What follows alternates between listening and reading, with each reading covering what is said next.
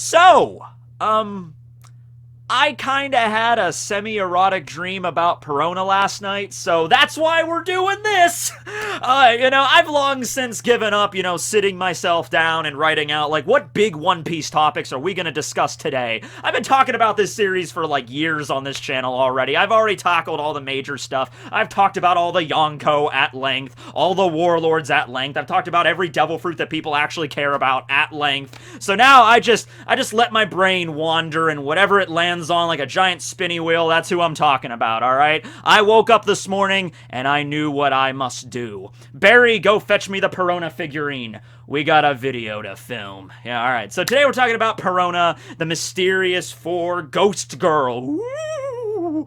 And she was a member, of course, of the Thriller Bark Pirates, led by Gecko Moria over at Thriller Bark. Fun thing, we actually did not find out that they were legitimately called the Thriller Bark Pirates until recently in the Wano arc, in that little buffer chapter between Act 1 and Act 2, where we catch up with her, and we also get to see Moria arriving at Blackbeard's Island. Yeah, that was the first time it was confirmed. Yeah, the Thriller Bark Pirates, that were just their names. I'm like, oh, okay, cool, whatever. So, yeah, she shows up, she has the encounter with the entire crew, and we get to see her little ghosts, and I already did a whole video on the Horo no Mi itself back in 2018 for Halloween, so I'm not going to go into too much detail there, but suffice it to say, it was a very troublesome ability for the crew, so that's why Usopp had to step up to plate, and so that was his major fight throughout Thriller Bark. That was one of my favorite Usopp fights, just as a minor tangent, because you got the last appearance of Sogeking, really, in the story. I mean, we got to see fake Sogeking later during the Return to Sabaody arc, but that was the last time Usopp was like, I need some confidence, and I'm kind of hoping in the back of my head a little bit,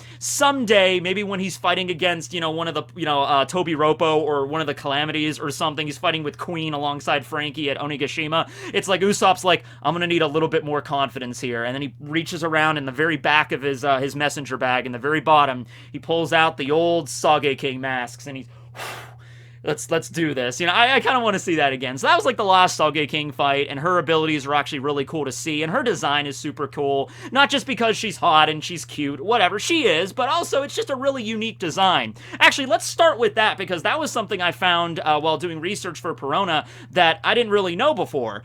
So Oda, obviously, years and years before he gets to certain story arcs, he'll draw out like little sketches of like, oh, okay, I want to use this character later on. He drew concept art for Boa Hancock, so this was like years. This was before the crew even got into the Grand Line. He drew like a snake woman, and it was like, ooh, well, who's she gonna be? Well, we're not gonna find out about that or her until hundreds of chapters later, right? So he does have rough sketches of Moria, Hogback, and Perona, and Perona originally looked like this. Yeah, wouldn't that have been a very, very different kind of arc, very different kind of character, and a very different kind of battle if Usopp was still going to be involved, if this was the character we were going to go with. So, like, a literal, like, child, like a spooky ghost child, like, and that doesn't speak, and then, like, probably just uses the ghost to be all creepy, spooky, like in a lot of movies. And, I'm not saying that could have been, like, it couldn't have been interesting in of its own way, Oda could have spun it in a way that made it look cool, but I'm not really a big fan of the creepy kid trope that you see in a lot of horror movies. I just don't like it. I just don't find it scary, and I feel like it's overused so much. I just kind of roll my eyes whenever I'm watching a movie and, like, the family moves into a creepy old house, and then the daughter or the son is just like, I have an imaginary friend, and he lives in my room. It used to be his before the bad thing happened. I'm like, oh my god. Just get to the... Yeah, there's a ghost in the house. We already know. We're here watching a horror movie. Like, oh, I have an imaginary friend, and he doesn't like you very much, Daddy. I'm like, or they're drawing creepy stuff on the walls. It's just, it doesn't do it for me. I liked it in The Shining, but beyond that, I just think it's used way too much in horror, and that might have fallen in a little bit into that trope there with the little creepy ghost girl that doesn't talk, and the thing about Oda that he really likes to do is he takes, certain fashion designs from all across history and different cultures and things, and he'll sometimes just pick stuff out of a hat and be like, you know what, I'm gonna take this fashion design from this part of history, from this part of the world, and I'm just gonna give it to that character. Not because of any real meaningful reason, just because I want their characters to look different and unique amongst all the other villains villains and enemies, you know, and things that exist in One Piece. And he does that for Perona. So Perona is rocking like the goth Lolita kind of fashion, all right? And I had to do a little bit of research into this because I don't know a lot about Lolita fashion. And at first I thought because Lolly is in there, I was like, but no, it really has nothing to do with that. It really has something to do with like Victorian era dress and in like the late Baroque period. So the late Baroque period is like the late 1700s, and then the Victorian era is like Queen Victoria, so the 1800s, right?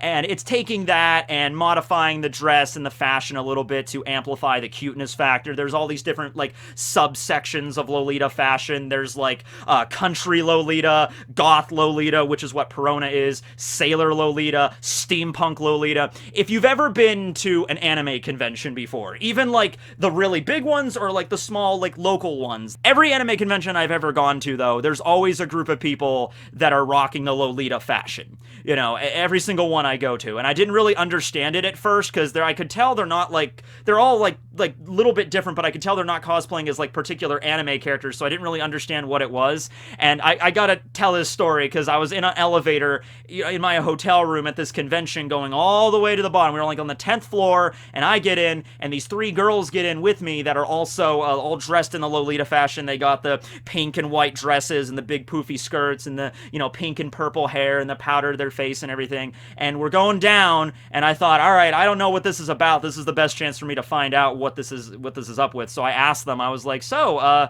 what's with the fashion that you guys are dressed as? Is it like cosplay? Like, what are you dressed as? Like, I'm just curious. And I'll never forget, one of the girls, she kind of like looks at me, and in this like perfect stereotypical Valley Girl accent, she was just like, it's Lolita fashion. Like, she didn't actually do the hand wave, and it wasn't that stereotypical, but it was like, it's Lolita fashion. And I'm like, and she said it in such a way of like, how dare you not know? I'm like, I'm sorry, I don't know much, you know, this is the most I had to learn from learning about Perona, alright? So, somewhere along the way, Oda decided, you know, we're gonna make the little girl, age 23, Perona's 23 when she first, you know, meets the Straw Hats at Thriller Bark, she's 25 right now, and then I'm also going to give her this, goth Lolita style on top of the ghost powers. Something like carrying the bear around, I think, yeah, that was still in the original concept, so she kept that, but beyond that, you know, it's a very different kind of character. She's much more vocal, and also, like, she shows up in a lot of things, like OVAs and movies, pretty much whenever Mihawk shows up. And they don't have to do that. Just because Perona was, like, living on the same island with Mihawk doesn't mean every time Mihawk's gonna pop in, you also have to see Perona. She shows up in the 3D2Y OVA, which I don't think really she needed to be there at all. And then she also shows up in Stampede, and she defeats Sentomaro with her negative hollows, her ghosts. And so that was a cool scene, but once again, I mean, that was a movie, and that was like celebrating the 20th year anniversary of One Piece, so there was a lot of cameos in Stampede, but I just think that speaks for her popularity. I mean, more so than even, like, you can't even chalk it up to like, oh, she's a really hot female character, that's why they keep bringing her back. Miss Doublefinger was a really hot female character, and we don't really get to see her anymore. Khalifa was regarded by many to be like, whoa, she's like wicked hot, you know, sexy fishnet wearing secretary, member of the CP9, she's like a super secret sexy spy girl, and we don't even really get to see Khalifa anymore. Honestly, we haven't seen her post-time skip at all. But Perona sticks around, and she keeps popping up, and I think that's mostly, yeah, because she's cute, but also because she's an interesting character, and just her design visually is very unique amongst the cast, and I think that's why she keeps popping back in, okay? So that's Perona there. Now, we don't know much about her backstory. We know that Oda drew her when she was a little girl, and we get to see her with her pet bear, Kuma-e. Kuma-e. It's literally Kuma-e, like the letter A. And the bear she has during Thriller Bark that's a zombie is Kuma-C. Kuma-shi, but Kuma-C. So you can see what Oda's going for here. He's just like, alright, this was the original, this was the alpha Kuma right here. It was a legitimate bear. Like, she just had a pet bear. You don't screw with her on the playground, alright? You know, she shows up on elementary school and be like, I have a pet bear. Ha! No, you don't. Yes, I do. He's right over there in the woods. And then all the kids on the playground look over and the bear just pops his head out and just... okay, Perona, you have a pet bear. You're awesome. Let's play. Awesome. Okay, yeah. You know, I bet she always won whatever game they played in the elementary school, or, you know, the playground or whatever. You know, doesn't matter what it is. You know, when you bring the pet bear into town, you know, everything kind of goes your way. All right. So yeah, we don't know much more about that. We know at some point she joined up with Moria. This is One Piece we're talking about here, so you can take a little bit of sadness sprinkles and just kind of sprinkle it over her life. Her parents might have died. She's an orphan. You know, whatever. You know, however, it's One Piece. Originally, when she was talking about why she joined up with Moria, she just said something like, oh, you know, I joined up with him because I thought it would be fun. You know, I thought it would be interesting, so that's why I joined up. Later on throughout the story, though, as we learn a little bit more about the relationship, and Oda even expanded upon this a little bit in SBS, Moria is honestly like Perona's father figure. All right, and so we don't know every little piece about her backstory, but she ended up kind of like following Moria at a young age, and then just, you know, viewed him as like her dad, kind of, which is kind of sad when you think about it. I mean, I guess everyone needs someone to look up to as like a positive role model, but is Moria really a positive role model? The dude sleeps like 23 hours a day and just, okay, what's going on? Make me king of the pirates! Kishi shishi! You know, like, if I was gonna pick any of the warlords to be my fatherly figure, I would go with Jinbei probably number 1, and then Mihawk number 2. Mihawk might not even be around that much, but, you know, he would teach me how to use a sword. Even, like, Crocodile would probably rank higher than Moria. Which warlord would you want to be your fatherly figure? It's like, Dad, I want to go fishing, you know? Which warlord would you like to go fishing the most with and have that bond, that fatherly bond, you know? It's like, have a beer, son. And it's like, all right, Dad. You know, I'm going Jinbei, Mihawk, or freaking Crocodile. Possibly even maybe Weevil. Just because Weevil, you know, you hang out with Weevil and be like, hey, Dad, what's going on? Oh, not much, son. We're just fishing. You don't have any, you're using just a stick to fish, Dad. You have to add a string to it. Here you go. It's like, okay, thank you, son. Okay. You know, like, that would at least be, he's a simpleton, but at least he doesn't mean harm or anything. Moria's just kind of messed up, you know, and rather lazy.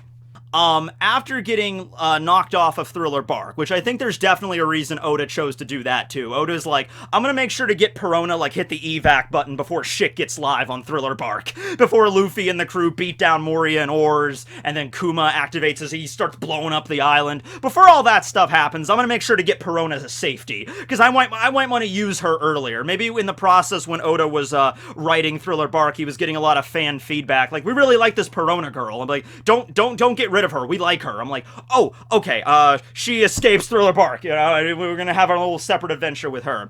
Hogback, Absalom, Moria, they all do manage to escape the island after the battle's over. So let's say Perona didn't get sent flying by Kuma back then. Perona probably would have avoided the major battles as much as she could have, and she probably would have ended up escaping with the rest of the Mysterious Four. So she wouldn't have died or anything, but I think, yeah, Oda had better plans for her, so he's like, we're gonna, like, move her away, and then she might come back later.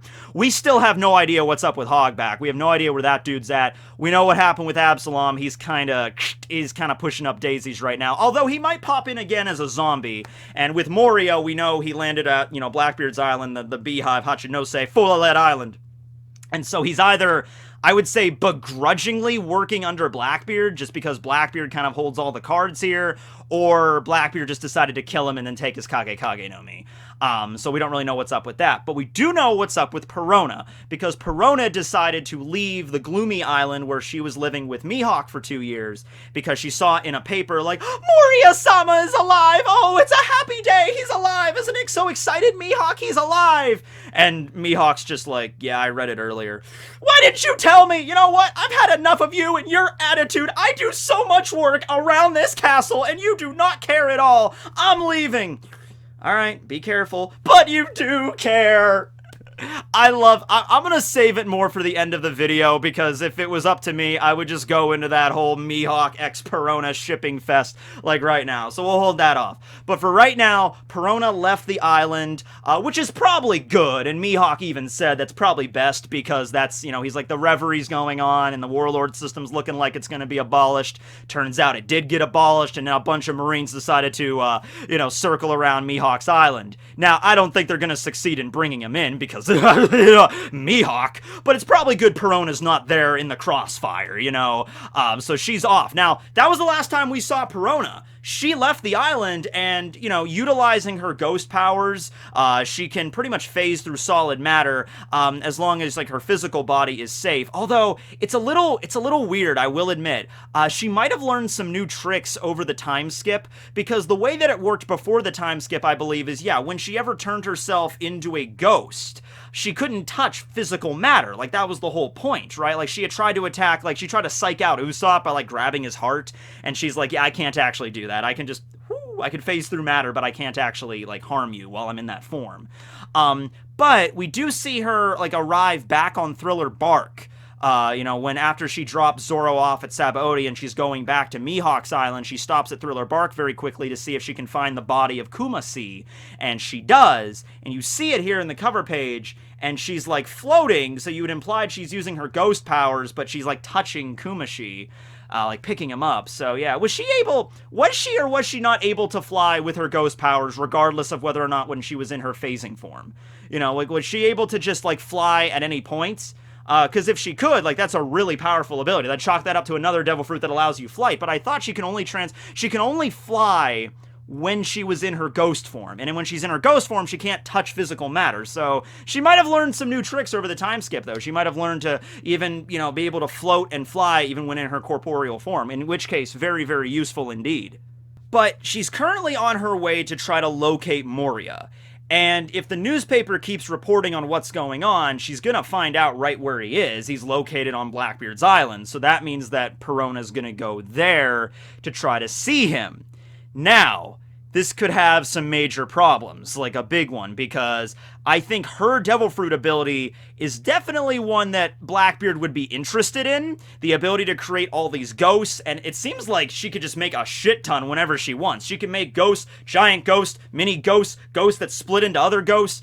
She can do her little ghost network thing where she can send ghosts around and spy on things, phase through solid matter. Just in terms of espionage and stealth alone, that would be something you would like to have, right? So if Perona arrives at the Hachinosu, the Beehive Island, and she's like, I want to see Moria, and, Blackbeard might do the same thing that he did with Moria. Like, Moria arrives, I want to see Absalom. I'm right here, Captain. Oh, okay. Stabbed by Shiryu. Perona shows up. I want to see Moria. Oh, I'm right here, Perona. Oh, hi, Moria. I missed you so much. Stabbed again. Damn it. Then Hogback shows up. I'm here to find Perona. I'm right here, Hogback-sama. Oh, okay. Damn it.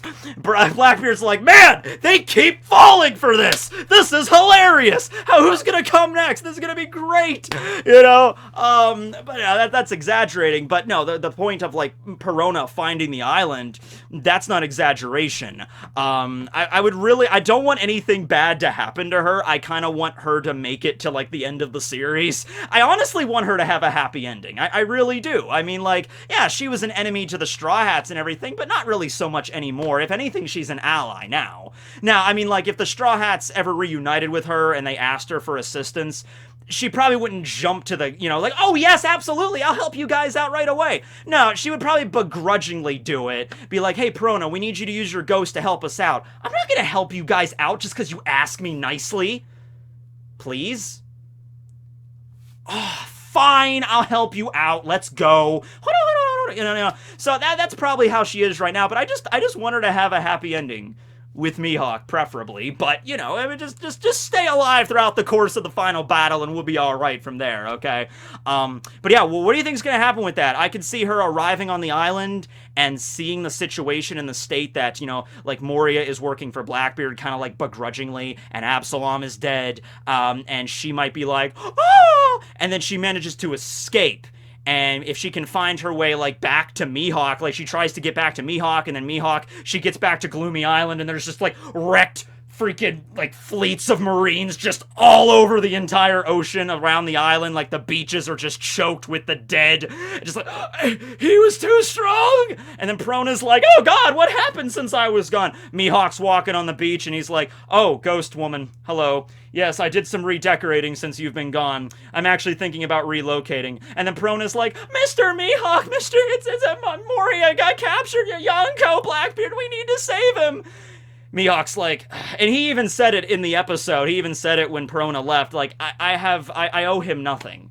You know, we were both warlords at one point, so what? Who gives a shit? We never got together for, like, tea or anything, you know, I don't have any reason to save him, you know, and I'm certainly not gonna risk my ass going up against an entire Yonko fleet just to rescue your daddy, you know, your father figure. And Perona, though, here's the thing, that's the sweet moment where Perona would be like, please, he needs to, I need to save him, and I can't do it on my own.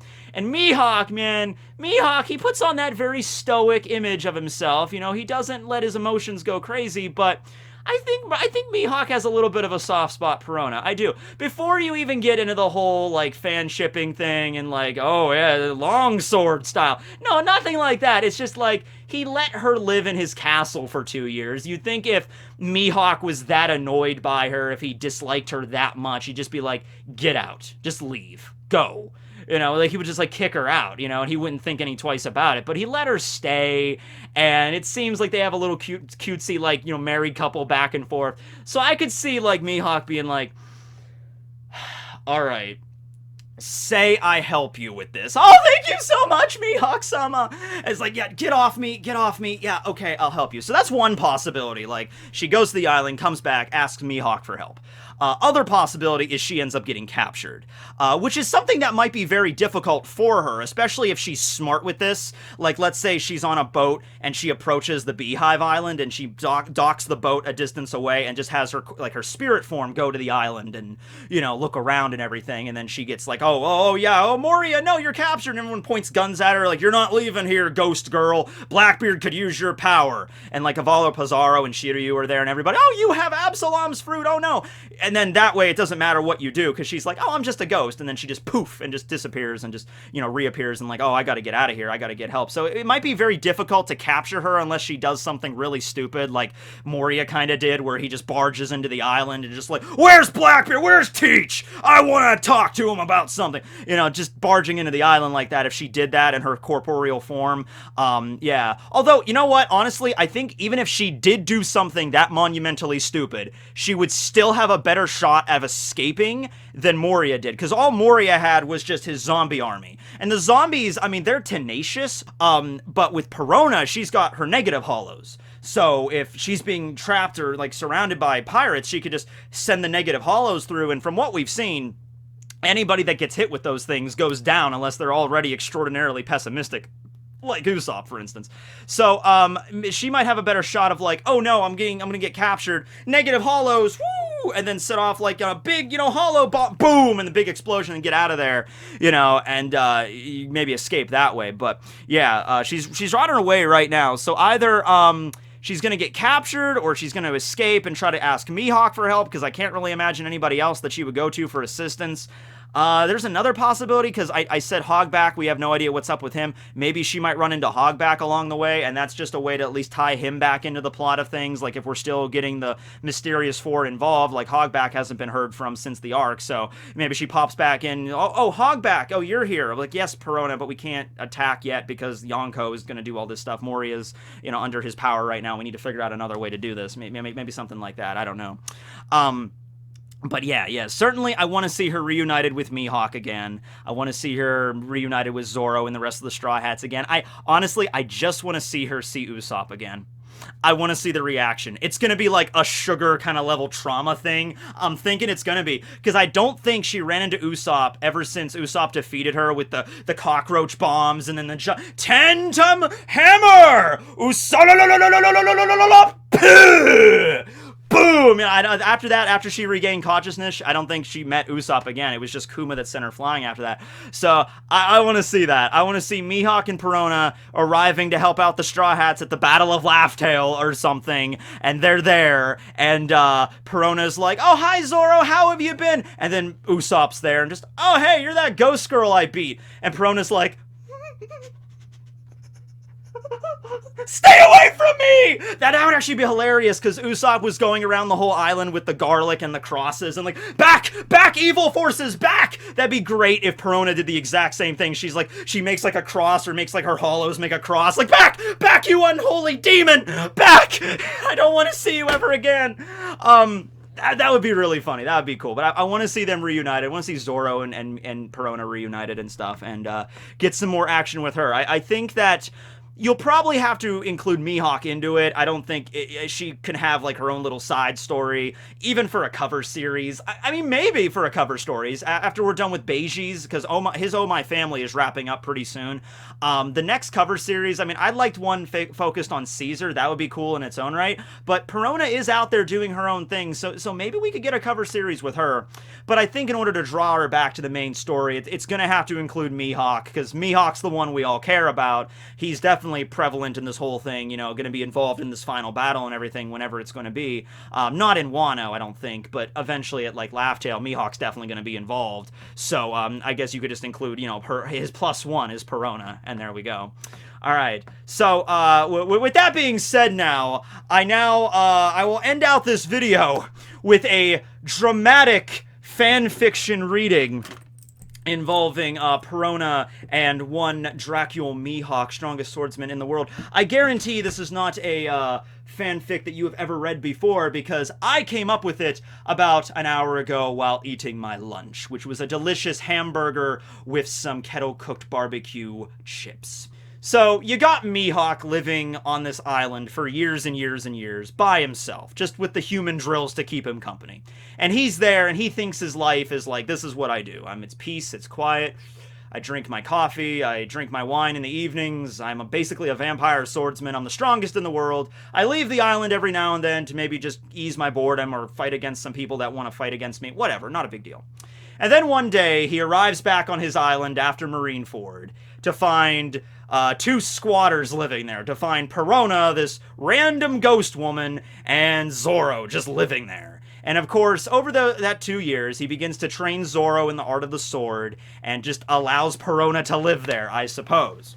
But through the course of these 2 years, Mihawk begins to realize that he actually enjoys having company around. He likes it. He says he doesn't, but he enjoys it. And even Perona's kind of like, you like it that we're living here, don't you? And be like, get away from me, ghost woman. You're so loud and noisy. I was fine before you guys showed up. It's okay. But he's slowly beginning to crack, okay? Well, this continues on for 2 years, and they have some moments together, maybe a moment at night when Perona gets up to get some milk or something from the kitchen, and then she's walking by Mihawk's room and sees him working out or something with his shirt off, and Perona's like, sorry, and then just, you know, maybe moments like that. They're 2 years living together. You know something awkward like that happened at least once, you know? Perona's taking a shower, then Mihawk, this is my bathroom, ghost woman, get out. What are you doing? You know, something like that. Okay. So that continues on for 2 years. Finally, the day arrives where Zoro has to go back to Sabaody. And obviously he can't go by himself because he's Zoro. That's a disaster waiting to happen. So Perona volunteers to take Zoro back to Sabaody to reunite with the Straw Hats and continue their journey. And Perona's like, he's like, you know what? I'm done. I'm taking him back. You're probably never going to see me again. Thanks for the castle for 2 years. I'm out. And Mihawk is like, yeah, whatever, fine. And then, after she drops Zoro off, she goes to Thriller Bark to pick up Kumasi a little bit. All the while, though, Mihawk's still living at his island, and he feels lonely. He does. He's just like, it's like finally peace and quiet after 2 years.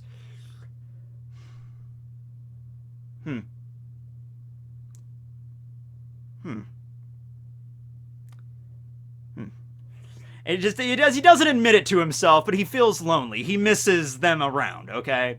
and days and maybe even weeks go by, you know, because Perona has to go all the way to Sabaody, drop Zoro's ass off, then find Thriller Bark, which is just floating in the Florian Triangle. She's probably gone for a couple days, couple weeks. But then finally, after weeks of this, Perona just knocks on Mihawk's door, and he opens the castle door, and Perona's there, and she's kind of like, I dropped him off. I was like, okay, and he's like, I don't have anywhere else to go. Come on in. And then, yeah, there they go. And then they have a nice dinner together, and they just have it in silence, but it's implied. It's definitely implied. And we saw that adorable, it was more of a filler scene in that episode, but we saw her making those delicious jelly sandwiches, and she goes to give one to Mihawk. It's like, I made these jelly sandwiches. I made 2 of them for us. One for you, one for me. And Mihawk's like, not hungry. She's like, how dare you? So it's like they're like an old married couple. It's so damn cute. Oh, man. So, yeah. Also, if you want to add some extra lemony stuff on that as well, you can. It's fine. You know, it's like I invite you back into my castle. They have a nice lunch. And then later that night, yup. And then, you know, that's where we're at right now, you know? Okay. All right. That okay with you? That's definitely okay with me. All right. Well, I hope you guys enjoyed the video. I hope we get to see Perona again sometime in the future, reunited with the Straw Hats and Mihawk, and I hope she doesn't die. Please don't, Oda. Have a great night, everybody. Tekking signing out.